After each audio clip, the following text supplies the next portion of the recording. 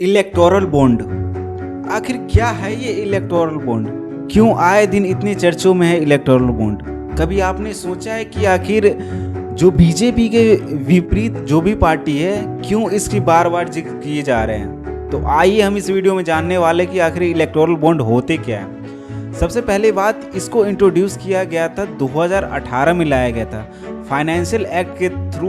ये आरबीआई ने 2017 में इंट्रोड्यूस किया था, लेकिन इसको फर्स्ट बार लाया था 2018 में। आखिर क्या मकसद था बीजेपी को इस इलेक्टोरल बॉन्ड को लाने की?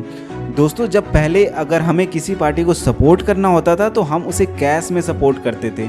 मतलब अगर किसी पार्टी को हमें फंड देना है, पैसा देना है, तो वो हम एज ए कैश में दे सकते हैं। लेकिन इसको ट्रांसपेरेंट करने के, अगर कैश में देते थे तो किसी को पता ही नहीं चलता हम कितना किसको कैश दे रहे हैं। अब इसी को ट्रांसपेरेंट करने के लिए कि कितना किस पार्टी को कैश में जा रहा है, उसी चीज़ को ट्रांसपेरेंट करने के लिए बीजेपी ने इलेक्टोरल बॉन्ड का उद्घाटन किया।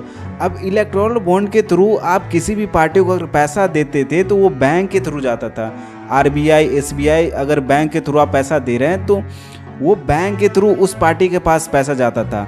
सेकेंड बात, इलेक्टोरल बॉन्ड का अगर कितने का भी आप स्लिप कटवाते थे तो उसका कोई ये नहीं रहता था कि आप कितने का कटवा रहे हैं, उसका कोई ये सीमा नहीं रहता था। दूसरी बात ये है कि इसको ट्रांसपेरेंसी के लिए लाया गया था।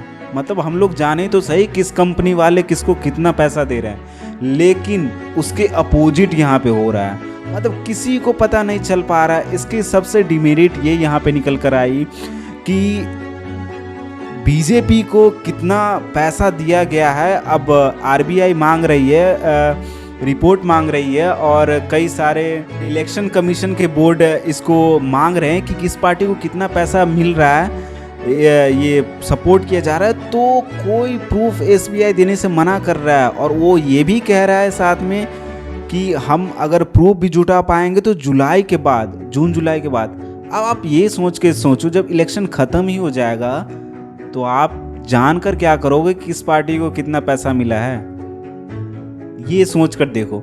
और दूसरी बात, एक और चीज़ मैं बताना चाहता हूँ कि दोस्तों, इसकी कोई मतलब जितना पैसा दे रहा है इसका कोई लिमिट नहीं होता है कि किस पार्टी को कितना पैसा दिया जा रहा है, लेकिन इसकी एक लिमिट होती है कि इसी टाइम तक उस पैसे को कैश करवा सकते हैं। मतलब जब आप इलेक्टोरल बॉन्ड खरीद रहे हैं तो उसकी एक लिमिट होती है, उसी पीरियड के टाइम तक आप किसी को वो इलेक्टोरल बॉन्ड दे सकते हैं, किसी भी पार्टी को, आप जिस पार्टी को पसंद करते हैं। दूसरी बात, अब जब आप उस इलेक्टोरल बॉन्ड को किसी पार्टी को दे रहे हैं तो अब उसका भी एक लिमिट होता है कि वो भी एक लिमिटेड टाइम तक ही उस पैसे को यूज कर सकता है। तो अब भैया सोचने वाली ये बात है कि आखिर ये एसबीआई मना क्यों कर रही है इलेक्टोरल बॉन्ड दिखाने से कि किस पार्टी को किस कंपनी ने कितना पैसा दिया?